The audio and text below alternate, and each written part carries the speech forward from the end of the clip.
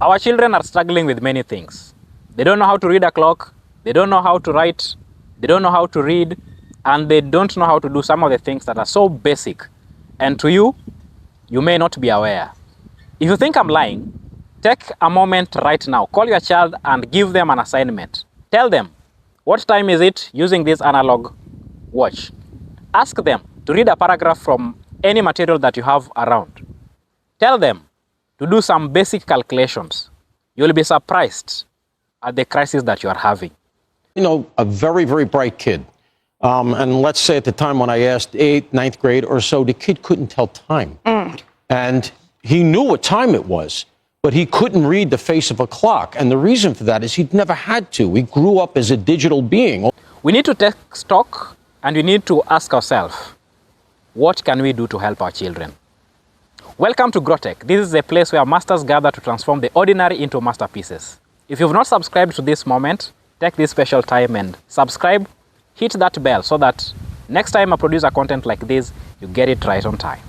I do know that a lot of times in my English classroom, I would ask them to write down a short response or just 5 sentences to answer a question. And a lot of times it would be about 2.5 sentences and they would say, well, I can't think of anything else to say, or, well, why do I have to answer in complete sentences? Like, you get the point. The challenge at hand is not local. It is a global problem affecting children in Africa, in Asia, and even the most developed countries like United States of America. And it also cuts across from the lower levels of education to senior levels, and it goes to the university. Well, look at this new report from the University of California, San Diego, painting an alarming picture about the state of education in our country. And I literally mean, look at it. The report found that 1 in 5 of the nation's schools' incoming students fail to meet the statewide entry-level writing requirement. And for math, it isn't much better. 1 in 8 incoming freshmen also have math skills below the middle school level. And in that same report, they pulled some examples of math questions that were given to incoming college students on their entry exam. And here's what they found. You'll ask ourselves, or you as a parent, where did we start messing the education system? Where did the challenge start? Our problem is huge, and we need to address it now. If we don't do anything right now, if you cannot take notice of the problem, then it's going to overwhelm us. We're not going to know how to handle it. And at the end of the day, we're going to have children that are just useless. And evidences are everywhere to suggest that we are having a problem with our children not knowing how to do basic things like reading a clock, like writing, and also doing some simple arithmetic. Some of these things we knew them when we were very young, but today our children are struggling with. Funny enough, you'll realize that our parents are not asking their children. They are not playing the role they need to do in realizing this problem early in time. We agree and accept that you can take your child to any school. You can give your children to any teacher. But the most fundamental question that every parent needs to ask themselves is my child learning? Is my child growing in the hand of that teacher in that institution that you've entrusted your child to take the education? We need to appreciate the fact that everyone has a role to play, from the government to the county level, to the states, to the various schools, and to every parent at home. We have to recognize this challenge where they start.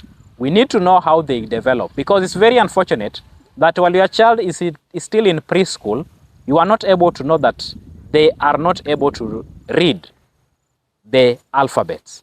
And when they started their grade 1 until perhaps grade 3, they still don't know how to read 3-letter words. And this perpetuates to even higher levels, where your child is in grade 8 or 9 and they can't write a paragraph. Forget about reading it.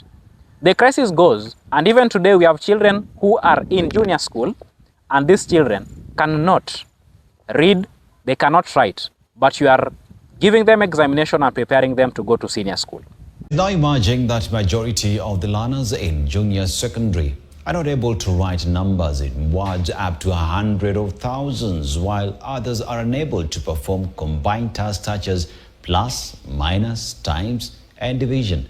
In English, many were found to be unable to prove their mastery of listening and speaking skills and lack of knowledge inappropriate use of propositions. How are they going to survive in senior school when they cannot understand the basic concepts, when they cannot write a paragraph and read it and give us an illustration of what they have just read? It is a crisis that you need to appreciate and realize that as parents, let us take note of this challenge and let us build it step by step. We can blame anyone that is taking part in the education. You can blame the government, you can blame your state, you can blame the school, you can blame the teachers, but parents, the buck stops at you. At the end of the day, this is going to be your child to live with for the rest of your life. If the school is producing children that cannot read and write, as a parent, that is not the big thing. The big thing is that you have a child who cannot read, you have a child who cannot write, you have a child who is not understanding concepts. And it's not because they cannot understand, they have challenges with their development. But in this case, I'm talking about children that are able to read, write, and learn in the pace that is competitive with the rest. But we've allowed ourselves to make them fail, and we failed them. Parents, we need to stand up. We need to push our children and let them know. When kids know that you refuse to let them fail, right? It puts a different pressure on them, and they don't give up as easy. So sometimes they don't have it inside. And they're like, you know, I don't want to do this, but I know my mother's going to be mad. Well, that matters to kids, and it helps get them through. We try to create a set of strategies that gets them tutoring and help and support, but also a set of encouragements that say to them, you can do it, it is going to be hard, but we refuse to let you fail.